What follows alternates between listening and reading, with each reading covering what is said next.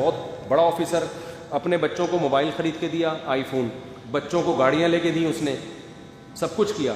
جب بیمار ہوا نا تو ڈاکٹر نے کہا ان کے علاج پہ 20 لاکھ روپے خرچہ آئے گا. بچوں سے ڈاکٹر نے کہا کہ گاڑیاں بیچو, فون بیچو, علاج کرو. بچوں نے پیسے دینے سے بولو نا انکار کر کہ ہم اگر یہ سب چیزیں بیچ باچ کے ابا تو ٹھیک ہو جائیں گے, ہم تو دوبارہ زیرو پہ آ جائیں گے. اور بالآخر وہ باپ مر گیا. یہ نتیجہ نکلتا ہے اپنی اولاد کو دین نہ سکھانے کا. سمجھتے ہو کہ نہیں سمجھتے؟ تو اچھے بھی سمجھیں گے جب بوڑھے ہو جاؤ گے. ابھی جوانی کی مستیاں ہیں, سمجھ میں نہیں آ رہی بات. تھوڑا سا جب میرے پاس آتے ہیں نا گلوکار اور اتنے شہرت اور یہ, میں کہتا ہوں بیٹا تھوڑا سا عمر کو ڈھلکنے دو.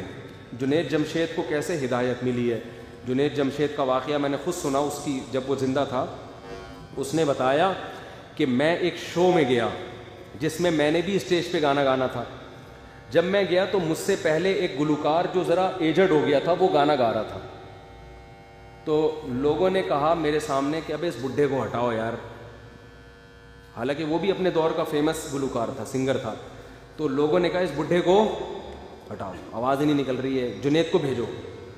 کہتے ایک دم نا اس کی یہ بات میرے دل پہ جا کے لگی ہے کہ جنید ابھی تو جوان ہے, گا رہا ہے, کل جب تو گائے گا نا تو لوگ کہیں گے اس بڈھے کو بولو نا کیا ہوگا, آپ کو تھوڑی ہٹا رہا ہوں, لوگ کہیں گے اس بڈھے کو ہٹاؤ. یہ ہوگا, یہ تو ہوگا, اس سے کوئی روک نہیں سکتا. تو اس بڈھے کو ہٹاؤ یہاں سے. تو کہہ رہے مجھے کہا کہ یار جس دنیا کے پیچھے میں جا رہا ہوں نا, اس دنیا نے تو کل مجھے ویسے ہی پشت دکھانی ہے. اس نے اپنی کمر مجھے دکھا کے ٹاٹا کر کے جانا ہے.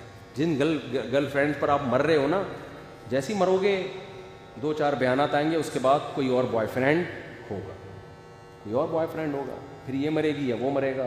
تو یہ دنیا سے زیادہ فری ہونے کی ضرورت بولو نہیں.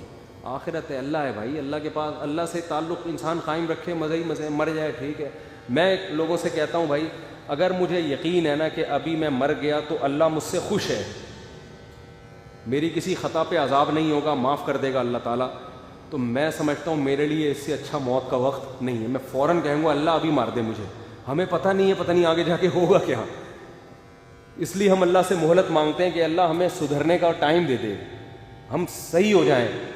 تو ہم تو اللہ سے زندگی مانگتے ہیں اس لیے تاکہ ہمارے اعمال اچھے ہو جائیں, اور ہم پریشان ہو رہے ہیں جو لوگ مذہب کو نہیں مانتے, وہ زندگی برائے زندگی تاکہ ہم مزید عیاشی کر سکیں. تو بھائی کب تک کرو گے عیاشی؟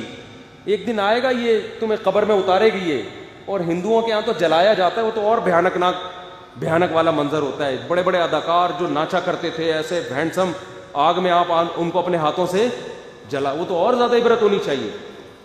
تو ایسے عبرت کے واقعات سے ہمیں عبرت حاصل کرنی چاہیے, اور ہمیں بھی, اور شوبز کی دنیا سے جو لوگ وابستہ ہیں ان کو تو اور زیادہ عبرت ہونی چاہیے کہ ابھی بھی وقت ہے بھائی, اللہ نے مہلت دی ہے, آج آ جاؤ.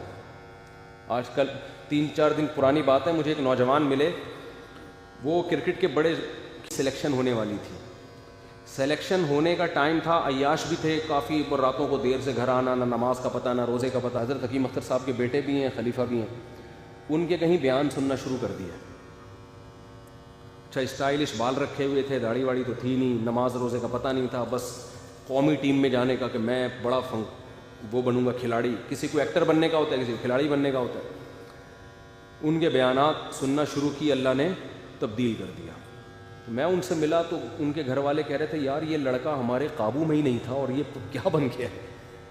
ایسا ماشاءاللہ چہرے پہ رونق ان کی, نماز پڑھ رہے ہیں, زکوٰۃ صدقات. اور کھلاڑی بننا, کھیل کود اسلام میں حرام نہیں ہے, لیکن جو انٹرنیشنل لیول پہ کھیلتے ہیں نا وہ کھیل ہی کو بنا لیتے ہیں مقصود. کھیل کود تو جائز ہے, کھیلو, کس نے منع کیا, لیکن انٹرنیشنل لیول پہ جو کھیلتے ہیں وہ تو اسی کو سب کچھ کر لیتے ہیں. وہ کوئی انسانیت کی کوئی خدمت تھوڑی کر رہے ہیں, کھیل کود کر کے کیا خدمت کرو گے. کوئی ڈاکٹر خدمت کر رہا ہے, کوئی سائنٹسٹ اس لیے ہم نہیں کہتے کہ کھیل کود کو اپنا پیشہ بناؤ, کوئی اور کام کرو. تو دیکھو ایک آدمی ابھی ترقی کی بلندیوں کو پہنچنے والا تھا, لیکن اس کی کھوپڑی میں بات آ گئی کہ اس ترقی کے بعد آگے زوال بھی. جنید جمشید کی موت کتنی اچھی ہوئی تھی, اگر وہ سنگر ہوتا اس کے جنازے پہ لوگ آتے اتنے, گلوکار آپ جن لوگوں کی فلمیں شوق سے دیکھتے ہو نا, جن کے ڈانس شوق سے دیکھتے ہو, مرنے کے بعد آپ بھی نہیں پوچھ رہے ہوتے ان کو. میں نے تو دیکھا ہے لوگوں کو جو بڑے بڑے ایکٹروں پہ مر رہے ہیں, بڑے بڑے سنگروں پہ مر رہے ہیں, تو بھائی جانا اب ان کے جنازے میں چلا, کہہ رہا ہے بھائی چھوڑو, اس نے کون سا آخرت کے لیے کیا تھا, مزے کے لیے کیا تھا, تو ہو گئی, شہرت مل گئی, بس ختم. جنازے پہ بھی لوگ نہیں آ رہے ہوتے. تو جنید جمشید اگر سنگر ہو کے مر جاتا, کتنے لوگ آنے تھے جنازے پہ, لیکن اس نے تبلیغی جماعت میں وقت لگایا. اپنی سیکنڈ وائف, اب سیکنڈ وائف کا فلسفہ بھی, جنید جمشید کو پتا تھا کہ جب میں سنگر تھا میں نے 20 گرل فرینڈ رکھی ہوئی تھی, جو اسلام میں الاؤ بولو نہیں, ایک کا بھی گھر نہیں بسایا ہوا تھا. لیکن جب اس نے توبہ کی ہے تو اس کو پتا تھا کہ اسلام آپ کو 4 بیویاں رکھنے کی اجازت دیتا ہے پراپر طریقے سے. ان کو گھر بھی دو, ان کا نان نفقہ بھی اٹھاؤ, ان کی اولاد کے کفیل بھی بنو.